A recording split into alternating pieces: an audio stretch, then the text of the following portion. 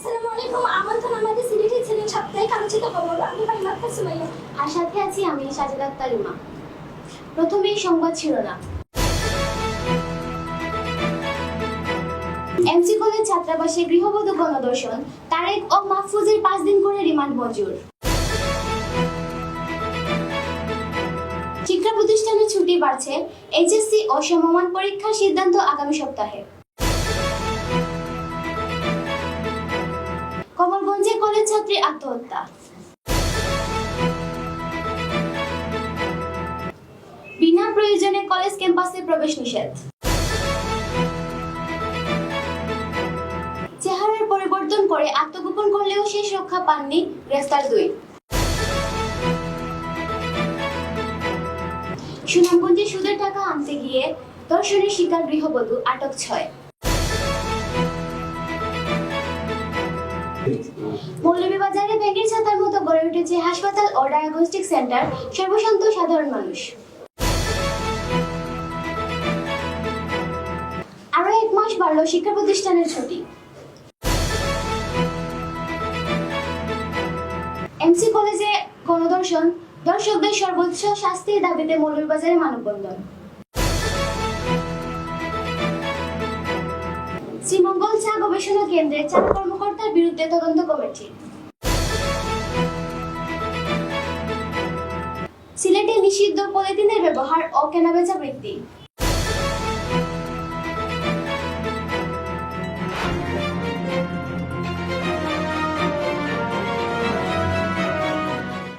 সুনামগঞ্জে সুদের টাকা আনতে গিয়ে গণধর্ষণের শিকার গৃহবধূ। সুনামগঞ্জে সুদের টাকা ধার আনতে গিয়ে এক গৃহবধূ ধর্ষণের শিকার হয়েছেন। মঙ্গলবার রাতে সুনামগঞ্জ পৌর এলাকার জলিলপুর এলাকায় এ ঘটনা ঘটে বলে জানান সুনামগঞ্জ সদর থানার উপপরিদর্শক আল মামুন। এ ঘটনায় জড়িত 6 জনকে আটক করেছে পুলিশ। গ্রেফতারকৃতরা হল পৌর শহরের জলিলপুর এলাকার শাহজাহান, আরমান, জুয়েল মিয়া, শামসুদ্দিন, জোহর মিয়া লিটন ও আনোয়ার হোসেন। এর মধ্যে জোহর মিয়া লিটন সুনামগঞ্জ পৌরসভার 9 নং ওয়ার্ডের সাবেক কাউন্সিলর। পুলিশ জানায়, মঙ্গলবার বিকেলে সুনামগঞ্জের দক্ষিণ সুনামগঞ্জে শিমুলবাগ ইউনিয়নের তেরহাল গ্রামের গৃহবধূ ছেলেকে বিদেশ পাঠানোর জন্য সুনামগঞ্জ পৌরসভার জলিলপুর এলাকার শাহাবুদ্দিনের কাছে টাকা ধার আনতে যায়। এ সময় শাহাবুদ্দিন গৃহবধূকে জানান, স্থানীয় জুয়েলের কাছ থেকে তিনি বুধবার সকালে টাকা সংগ্রহ করে দেবেন এবং বাড়িতে না ফিরে তার বাসায় রাতে থেকে যাওয়ার জন্য বলেন। গৃহবধূ রাতে ভাত খেয়ে ঘুমানোর প্রস্তুতি নিলে শাহাবুদ্দিনের বখাটে বড় ভাই শাহজাহান গৃহবধূকে টাকা ধার দিবে বলেন জানান এবং তার ঘরেই থাকতে বলেন। গৃহবধূ এতে রাজি না হলে তাকে জোর করেই তার ঘরে নিয়ে যায় শাহজাহান।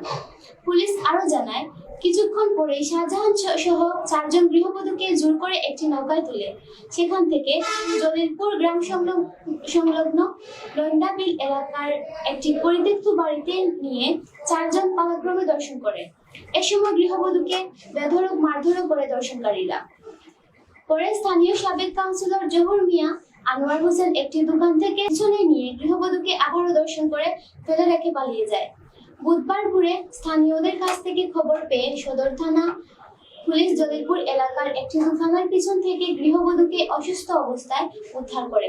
পরে ধর্ষণের শিকার গৃহবধূকে নিয়ে শহরের বিভিন্ন এলাকায় অভিযান চালিয়ে প্রথমে 4 ও পরে আরো 2 জনকে আটক করে পুলিশ।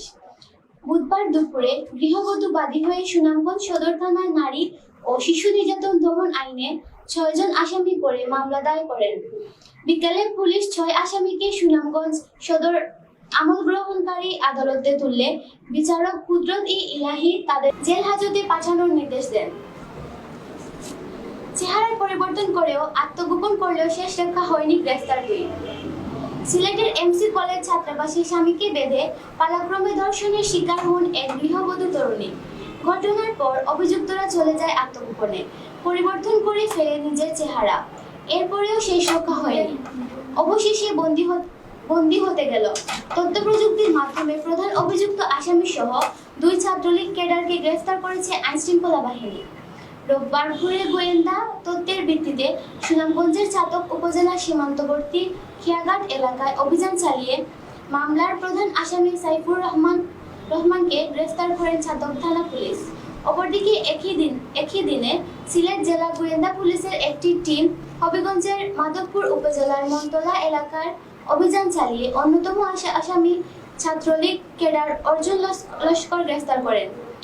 তারা দুজনই সিলেট জেলার আওয়ামী লীগের সাবেক যুব ও ক্রিয়া সম্পাদনা অ্যাডভোকেট রঞ্জিত সরকার বলয়ের টিলাগড় গ্রুপ ছাত্রলীগের কর্মী। পুলিশ জানায়, আসামিদের প্রাথমিক জিজ্ঞাসাবাদ করা হলে তারা পুলিশের কাছে ঘটনার বিস্তারিত বর্ণনা দেয়। পরে রোববার দুপুরে দুজনকে আদালতে সুপর্দ করা হলে বিচারক আসামিদের কারাগারে পাঠানোর নির্দেশ দেন। গ্রেফতারকৃত ধর্ষণ মামলায় প্রধান আসামি সাইফুর রহমান বালাগঞ্জের চাঁপাইনবাব গ্রামের তাহিদ মিয়ার ছেলে, সে সুনামগঞ্জের চান্দাইপাড়া গ্রামে তাহিদ মিয়ার ছেলে ও অর্জুন লস্কর জকিগঞ্জ উপজেলা ৮ গ্রামের কানু লস্করের পুত্র। মৌলভীবাজার বদগাছা প্রাইভেট হাসপাতালে ডাক্তার হলে অবহেলার কারণে এক গর্ভবতী নারী মারা গেছেন। গত ৩০ সেপ্টেম্বর বুধবার রাত 10টার দিকে মধ্যপ্রাচ্যের প্রবাসী জনাব আহাদ মিয়ার বউ লিলি বেগম মারা যান। তাইনার মারা যাওয়ারে কেন্দ্র করে হাসপাতালে এক হৃদয়বিদারক ঘটনা দেখা যায়। লিলি বেগমের পরিবার দাবি করে ডাক্তার হলে অবহেলার কারণে লিলি বেগম মারা গেছেন। ইবাদি মরার 2 দিন পরে লিলি বেগমের বাড়িতে আমরা প্রতিবেদন শাহরিয়া সাব্বির লিলি বেগমের দেওরের লোকে আলাপ করেন। তাদের হোক ঘটনাস্থলে প্রথমত অবস্থায় আমার ভাবি স্বাভাবিকভাবেই তিনি বালা অবস্থায় গেছেন, দুপুরে খাওয়া দাওয়া করছেন। আপনি আসলার সাথে? জি, আমি পরে গেছি, আমার ভাবি আসলাম, মেজো ভাবি আসলা। মেজো ভাবি যে লগে গেছিলা, যে রুগী খুঁজলাম, রুগীর লগে আরেকজন আসলা। তারা গিয়ে প্রথমত অবস্থায় তান্ডাই দেখাইন যা খেতো তাই মানে প্রথম থেকে দেন বাচ্চা শুরু হওয়া থেকে দেখি প্রথম থেকে দেয়। জি জি, তান্ডাই দেখাই, জি জি যাকে ম্যাডাম রে দেখাই। আপনারা কিতা কোনো আইনের আওতা গেছেন নি আপনারা, বা কোনো মামলা মহব্দমা কোনো কিছু করছেন নি? প্রথমত অবস্থায় আমরা তো এই সময় উত্তেজিত আসলাম, উত্তেজিত থাকা অবস্থায় আমরা চাইলে অনেক কিছু করতে পারতাম, অনেক কিছু চিন্তা করছি। কেন আসলাম আমরা, আমার ভাই যেই আসলা কমিশনার, তাই তো কইছেন যে কেন আল্লাহ শিক্ষার দরকার নাই, কেন যাওয়ারও দরকার নাই, ইয়ে করার দরকার নাই, কারণ যেটা মরা গেছে কি মরার প্রতি। তো আমরা তো একটু মনে করেন রক্ত পাতলা সবাই তো আর বুঝছে না, ছোটো ছোটো ভাই একটু উত্তেজনা করছে, কিন্তু তারা আর কোনো কিছু টাচ করা যায় না, কেউ টর্চারিংও গেছে না, রিসিপশন ফালাইয়া তারা সব বাকি গেছে। মানে কয়টার সময় মারা গেছেন তাই, মানে আপনার অনুমানিক কয়টার সময় মারা গেছেন? ধরেন 9:30টার দিকে তো ঢুকছি, এখন 3-4 মিনিট তো দেখছি না, যাহার পরে তো লইয়া গেছেন ধরেন 20 মিনিট পরে। ওগুলা টাইম মিলাইয়া ধরেন 10টা 10 বা 15 হইব ও ধরনের টাইম। 10টার ভিতরে, যাই 10টার ভিতরে কইছেন যে মানে রোগী মারা গেছেন জানি। এবার বাচ্চা কিতা হইছেন? বাচ্চার কথা কিছু কইছেন না আপনারা? না না, বাচ্চার কথা টাইম আমার আর কিছু হয়েছে না, টাইম করতে হয়েছে না। আমি দেখতে লাগে হচ্ছে গিয়া স্পেশাল উঠি বাড়ি গেছে কি তাই না আরে ডাক করে মারা গেছে। কথা হইতেই আমি উঠা হইলাম যে আপনি যখন পারছিলেন না তা আমার রুগী দেখেন না, আপনি চিকিৎসা করেন না, আমাদের এখানে কইলা না যে মানে তাই না আপনার ওখানে কইছেন যে আপনার রোগীর আমি ডেলিভারি করতে গিয়া তাই পেশার বাইরে তাই হার্ট অ্যাটাক করছেন নাকি? জি জি, এই কথাটা তাই নিজে স্বয়ং ডাক্তার জাকিয়া ম্যাডাম কইছেন। জাকিয়া ম্যাডাম। সিলেটের মিনি শহরে গোয়ালাকাছারে রাস্তার অবস্থার বেহাল দশা। এর মাঝে রাস্তার দুদিকে সিএনজি গাড়ি স্ট্যান্ড। সরকারের কাছে সিএনজি ড্রাইভারের দাবি গোয়ালাবাজারে একটি সিএনজি স্ট্যান্ড করার। বিস্তারিত দেখুন আমাদের প্রতিবেদক শাহরিয়া সাব্বিরের প্রতিবেদনে। আচ্ছা, এখানেও কি আপনারা জানা মতো আগে কোনো স্ট্যান্ড আসতো নি? আমরা আগে স্ট্যান্ড আসলি কেন? রাস্তার মাঝে কোনো স্ট্যান্ড নেই, রাস্তার না এখন কোনো স্ট্যান্ড নাই। আমরা তো দেখলাম যে রাস্তা আগে কোনো আগে স্ট্যান্ড আসলে উনু আসিল আমরা গলামালা এটা একটা মিনি শহর, বুঝলেন? এখানেও আমরা দীর্ঘদিন ধরে গাড়ি যাতায়াত করলাম, বিভিন্ন এলাকা থেকে মানুষ গলামালা সিএনজি আয়, সুবিধা সিএনজি আওয়া, অন্য গাড়ির বিকল্প কোনো গাড়ি নাই সিএনজি ছাড়া, বুঝলেন? এখন গোলাবাজার আমরা চাই সিএনজির লাগে একটা স্ট্যান্ড আলাদা আমরা সরকার দেওয়ার লাগে, আমরা দাবি এটা। ধন্যবাদ আপনাদের। এমসি কলেজে গণধর্ষণ, দর্শকদের সর্বোচ্চ শাস্তির দাবিতে মৌলভীবাজারে মানববন্ধন। সিলেটের এমসি কলেজে স্বামীর সামনে গৃহবধূকে গণধর্ষণের ঘটনায় জড়িত ছাত্রলীগ নেতাদের সর্বোচ্চ শাস্তি দাবিতে মৌলভীবাজারে মানববন্ধন অনুষ্ঠিত হয়েছে। বুধবার মৌলভীবাজার প্রেস ক্লাবের সামনে জেলা যৌন হয়রানি নির্মূলকরণ নেটওয়ার্ক এবং বন্ধুমহল ফ্রেন্ডস কিংডমের আয়োজনে ঘণ্টাব্যাপী এ মানববন্ধন ও প্রতিবাদ সমাবেশ অনুষ্ঠিত হয়। সিনিয়র সাংবাদিক নজরুল ইসলাম মুহিবের সঞ্চালনায় ও যৌন হয়রানির নির্মূলকরণ নেটওয়ার্কের জেলা আহ্বায়ক রাশেদা বেগমের সভাপতিত্বে বক্তব্য রাখেন জেলা শিশু বিষয়ক কর্মকর্তা জসিমউদ্দিন মাসুম। সম্মিলিত সামাজিক উন্নয়ন পরিষদের সভাপতি খালেদ চৌধুরী, এনটিভির staff person M Umed Ali, Asian টিভির জেলা প্রতিনিধি মাহবুবুর রহমান রাহেল, শেখ বুরহানুদ্দিন সোসাইটির চেয়ারম্যান মুজিবুর রহমান মুহিবুর রহমান মুজিবুর স্যার না শেখ বুরহানুদ্দিন সোসাইটির ওটা তাবার হোক বুরহানুদ্দিন সোসাইটির চেয়ারম্যান মুহিবুর রহমান মুহিব, বন্ধুমহল ফ্রেন্ডস কিংডমের উদ্যোক্তা আব্দুল সালাম, উপদেষ্টা সুহেল আহমদ প্রমুখ। এছাড়াও মানববন্ধনে উপস্থিত ছিলেন বিভিন্ন স্কুল কলেজের শিক্ষার্থীরা। এ সময় বক্তারা বলেন, পবিত্র এই ভূমিকে যারা কলঙ্কিত করেছেন তাদের ছাড় দেওয়া যাবে না, তাদেরকে দৃষ্টান্তমূলক শাস্তি দিতে হবে। এই গণধর্ষণের ঘটনায় সারা দেশের মতো আমরাও মর্মাহত। চিকিৎসা সেবায় এক অনন্য নাম শাহজালাল প্রাইভেট হাসপাতাল, শাহ মোস্তফা রোড, মৌলভীবাজার। মোবাইল 01714033077। আবার আমন্ত্রণ জানাচ্ছি সিলেটি চ্যানেল সাপ্তাহিক আলোচিত খবর। আরো 1 মাস বাড়ল শিক্ষা প্রতিষ্ঠানের ছুটি। বিশ্বব্যাপী চলমান মহামারীর করোনার কারণে দেশের শিক্ষা প্রতিষ্ঠানের চলমান ছুটি আরো বাড়ানো হয়েছে বলে জানিয়েছেন শিক্ষা মন্ত্রণালয়। করোনা পরিস্থিতির আশানুরূপ পরিবর্তন না হওয়ায় শিক্ষা প্রতিষ্ঠানের চলমান ছুটি আগামী 31 অক্টোবর পর্যন্ত বৃদ্ধি করা হয়েছে। মৌলভীবাজারে ব্যাঙের ছাতার মতো গড়ে উঠেছে হাসপাতাল ও ডায়াগনস্টিক সেন্টার, সর্বশান্ত সাধারণ মানুষ। 2700 বর্গ কিলোমিটার আয়তনের ঘেরা পর্যটন নগরী খ্যাত মৌলভীবাজার জেলায় প্রায় 20 লাখের অধিক লোকের বসবাস। জেলায় ব্যাঙের ছাতার মতো দিন দিন গড়ে উঠেছে বিভিন্ন বেসরকারি ক্লিনিক, হাসপাতাল ও ডায়াগনস্টিক সেন্টার। জেলায় প্রায় 41টি প্রাইভেট হাসপাতাল রয়েছে। সম্প্রতি বিভিন্ন তথ্যমতে জানা যায়, সুনামধন্য হাতে গোনা কয়েকটি প্রতিষ্ঠান ছাড়া অধিকাংশেরই লাইসেন্স নবায়ন নেই। আবারও 12টি প্রতিষ্ঠান শুরু হয়েছে লাইসেন্স না নিয়ে প্রশাসনের নাকের ডগায় হাসপাতাল পরিচালনা করছে। 15টি হাসপাতালকে একাধিকবার নোটিশ দেওয়ার পরেও দীর্ঘদিন যাবৎ লাইসেন্স নবায়ন করছে না।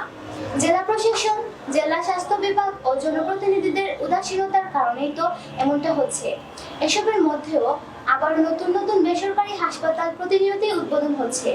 উদ্বোধনী অনুষ্ঠানেও দেখা যায় জনপ্রতিনিধিদের। এসব মানহীন হাসপাতালে স্বাস্থ্যসেবা নিতে এসে রোগীরা সর্বশান্ত হচ্ছেন।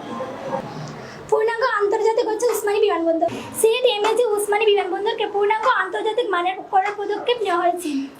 এর অংশ হিসেবে আধুনিক স্থাপত্যশৈলী ও প্রযুক্তি বৈচিত্র্যের সমন্বয়ে বিমানবন্দর সম্প্রসারণ প্রকল্পের আনুষ্ঠানিক উদ্বোধন হচ্ছে। এতে ব্যয় হবে 2116 কোটি টাকা। বেজিং আরবান কনস্ট্রাকশন গ্রুপ প্রকল্পটি বাস্তবায়ন করেছে। প্রধানমন্ত্রী শেখ হাসিনা আজ সকাল 10:30টায় ভিডিও কনফারেন্সিংয়ের মাধ্যমে প্রধান অতিথি হিসেবে উদ্বোধনী অনুষ্ঠানে অংশ নেবেন। বাংলাদেশ বেসামরিক বিমান চলাচল কর্তৃপক্ষের chairman air vice marshal Mohammad Mofizur Rahman এ তথ্য নিশ্চিত করেছেন। বিনা প্রয়োজনে কলেজ ক্যাম্পাসে প্রবেশ নিষেধ। দেশের সরকারি বেসরকারি কলেজগুলোর ক্যাম্পাসে বিনা প্রয়োজনে সর্বসাধারণের প্রবেশ নিষেধ করা হয়েছে। সিলেটের এমসি কলেজে ছাত্রাবাসে গণধর্ষণের ঘটনায় পরিপ্রেক্ষিতে মঙ্গলবার সব কলেজের অধ্যক্ষদের চিঠি দিয়েছে। এই নিষেধের কথা জানিয়ে দিয়েছে মাধ্যমিক ও উচ্চ মাধ্যমিক শিক্ষা অধিদপ্তর। চিঠিতে বলা হয়, কলেজ ক্যাম্পাসে বিনা প্রয়োজনে জনসাধারণের প্রবেশ নিষিদ্ধ করতে হবে। করোনা ভাইরাসের প্রাদুর্ভাবের কারণে গত মার্চ থেকে দেশের সব শিক্ষা প্রতিষ্ঠান বন্ধ থাকার বিষয়টি তুলে ধরে চিঠিতে বলা হয়েছে, প্রতিষ্ঠান দীর্ঘদিন বন্ধ থাকায় কলেজ ক্যাম্পাসগুলোতে নিরাপত্তা বজায় রাখা এবং কলেজের সব সরকারি সম্পদ ও সরঞ্জামের সুরক্ষা নিশ্চিত করতে প্রতিষ্ঠান প্রধানদের সচেতন হতে হবে। অধ্যক্ষদের 9 দফা নির্দেশনার জন্য জরুরি ভিত্তিতে তা বাস্তবায়নের জন্য বিশেষভাবে অনুরোধ জানিয়েছেন মাউসি। কলেজ ক্যাম্পাসে জনসাধারণকে ঢুকতে বারণ করা ছাড়াও মাউসির অন্য নির্দেশনাগুলো হলো ছাত্রাবাস বন্ধ রাখা ও ছাত্রাবাসের নিরাপত্তা নিশ্চিত করা, স্থানীয় প্রশাসনের সহযোগিতায় পাহারা রাখা, প্রতিষ্ঠানের ভিজিলেন্স টিম গঠন করা এবং প্রতিষ্ঠানের প্রধানের কাছে নিয়ম পরিদর্শন তথ্য দেওয়া, শিক্ষার্থীদের অনলাইনে ক্লাসের অংশগ্রহণ মনিটরিং এবং অভিভাবকের সঙ্গে সংযোজন সাধন করা, শিক্ষার্থীদের স্বাস্থ্যবিধি মেনে চলার নির্দেশনা দেওয়া এবং কলেজের বিজ্ঞানাগার, ল্যাব, আইসিটি ল্যাব, লাইব্রেরি সহ সরকারি সম্পত্তি ও নথি রক্ষার জন্য প্রয়োজনীয় ব্যবস্থা গ্রহণ করা। সিলেটের আলোচিত গণধর্ষণ মামলার আসামি হল গ্রেফতারের পরে সাধারণ মানুষের মধ্যে একটু আনন্দ বিরাজ করে। বিস্তারিত জানাইরা সৈয়দ শাহেদ আলী। না, আমি আমার ক্ষেত্রে থেকে কইমু আসলে এটা কোনোভাবে রাইট হইছে না। আর সবচাইতে বড় মানে কত হয়েছে আমরা এমন একটা দেশে বাস করলাম, জানি দেশ স্বাধীন, তার বাদেও কিন্তু আমরা স্বাধীনভাবে বাঁচতে পারলাম না। আমার দিক থেকে আমি যেটা কই আর কি। গ্রেফতারের ব্যাপারে একটু কইবানি যে পুলিশের ভূমিকা কতটুকু পাল্লা মনে করেন আপনি, যে এত দ্রুত গ্রেফতারের প্রসঙ্গে আপনি আইনের যারা মানে এই গ্রেফতারের লোককে যারা কাজ করছেন, যে বিশেষ করে আমরা জানি বাবলা নামে একজন ভাই, তাইনোর প্রসঙ্গে কিছু কইবা? তান মানে যেটা করছেন আর কি, যে মানে কিছু করার নাই, বাট ওটাও কইমু আর কি যে তান যে পাশে আসলা বাট সাপোর্ট করছেন, সো এটার লাগে আমরা তার কাছে মানে কৃতজ্ঞ বিশেষ করে। আর মানে একজন অসহায় নারীর পাশে দাঁড়াইছেন, বা আরও তো রয়েছেও, আগামী তো রয়েছেও, মানে এখনো তো ঘটনাটা সম্পূর্ণও রয়েছে, এখনো তো কোনো শেষ হয়েছে না। আর যতটুকু থাকবো মানে তার যতটুকু হেল্প করবা বা সহযোগিতা করবা, ওটাও আমার চাওয়া, আমি ওখানে চাইবো। আসলে যারা এখনো পর্যন্ত গ্রেফতার হয়েছেন, মানে মোটামুটি সবাই মানে গ্রেফতার হয়েছেন, এর জন্য আমাদের আইন প্রশাসনকে অনেক অনেক ধন্যবাদ। যারা এই ধরনের ব্যবস্থা নিয়েছেন খুব তাড়াতাড়ি, যেটা মানে সম্ভবের বাহিরে, যেটা আমরা কল্পনায় করছিলাম না। আসলে আমরা প্রথমে একটা ছিলাম, খুবই একটা ভয় পাইছিলাম যে হয়তো বা এই আইনে আমাদের তাড়াতাড়ি কিছু করতে পারতাম না।